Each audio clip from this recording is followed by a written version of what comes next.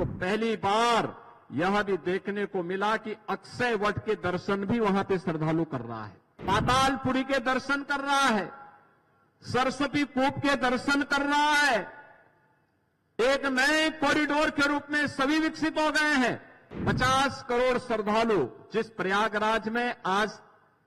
तक स्नान करेंगे, 1 महीने की इस अवधि के दौरान वे श्रद्धालु आए होंगे, और सर्वाधिक श्रद्धालु आए हैं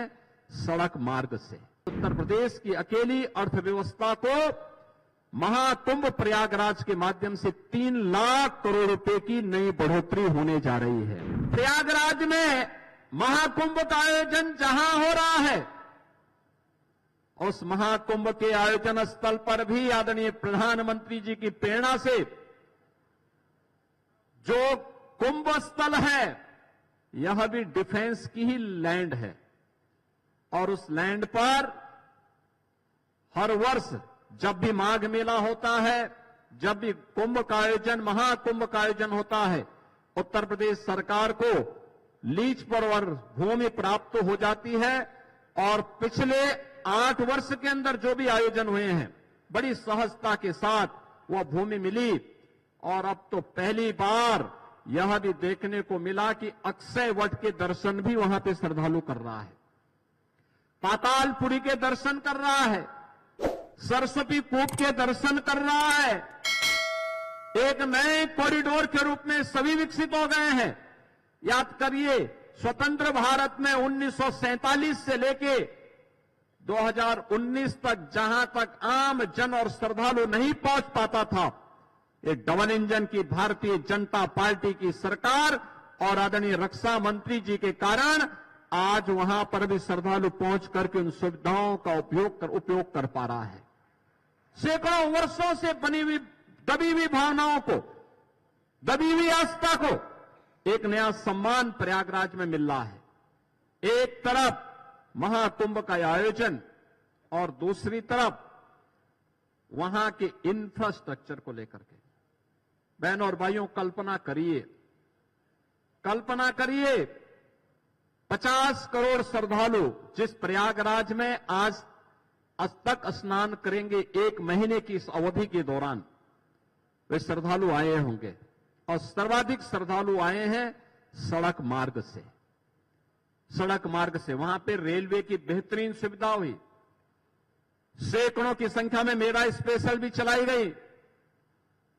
एयर कनेक्टिविटी के लिए 40 रेगुलर फ्लाइट प्रतिदिन प्रयागराज को देश के अलग अलग कोनों को जोड़ रही हैं। लेकिन सड़क मार्ग से सर्वाधिक वाहन प्रयागराज पहुंचे हैं, और सड़क मार्ग की बेहतरीन कनेक्टिविटी करने का श्रेय अगर किसी को जाता है तो आदरणीय प्रधानमंत्री जी के मार्गदर्शन में आदरणीय नितिन गडकरी जी को। एक एक कार्य को कुंभ के पहले, महाकुंभ के पहले स्वयं आकर के उन्होंने इन सभी परियोजनाओं का रिव्यू किया, युद्ध स्तर पर कार्य को आगे बढ़ाया। परिणाम है कि मौनी अमावस्या के दिन 8 करोड़ श्रद्धालुओं ने पावन संगम में आस्था की डुबकी लगाई और सकुशल निकल भी गए। दुनिया के अंदर कहीं नहीं हो सकता। ये केवल और केवल ये डबल इंजन की सरकार ही इस प्रकार के आयोजन के साथ जुड़ सकती है। और बहनों और भाइयों, आस्था को सम्मान कैसे, आपने देखा होगा, भारत के अंदर 140 करोड़ की आबादी, इसमें 110 करोड़ की आबादी सनातन धर्मावलंबी है, और उसमें से 50 करोड़ लोग आज तक आस्था की डुबकी प्रयागराज में लगा चुके होंगे। इतना बड़ा आयोजन होना, प्रयागराज को रिंग रोड के रूप में सौगात देना, लखनऊ रायबरेली प्रयागराज की कनेक्टिविटी को 6 लेन की कनेक्टिविटी के साथ जोड़ना, प्रयागराज के अंदर के सड़कों को फ्लाईओवर के साथ जोड़ना, 2 लेन को 4 लेन को 6 लेन के साथ जोड़ने का कार्य डबल इंजन की भारतीय जनता पार्टी की सरकारों ने किया। और राष्ट्रीय राजमार्ग और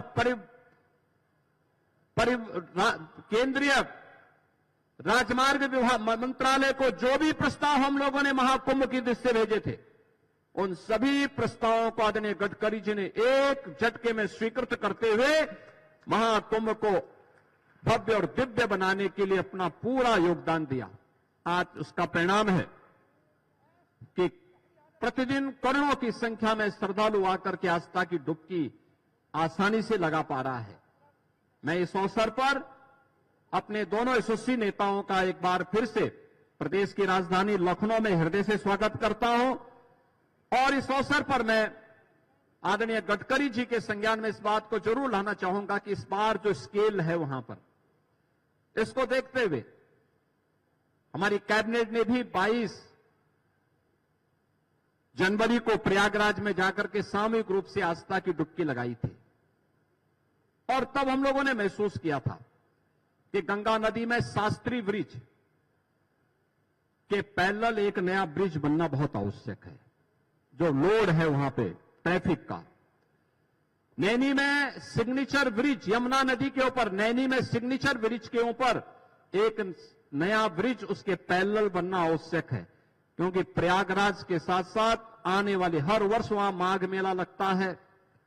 हर वर्ष वहां पे हर 6 वर्ष में कुंभ का और 12 वर्ष में महाकुंभ के आयोजन के साथ हमें जुड़ने का अवसर प्राप्त होता है। ये सभी आयोजन और इस दृष्टि से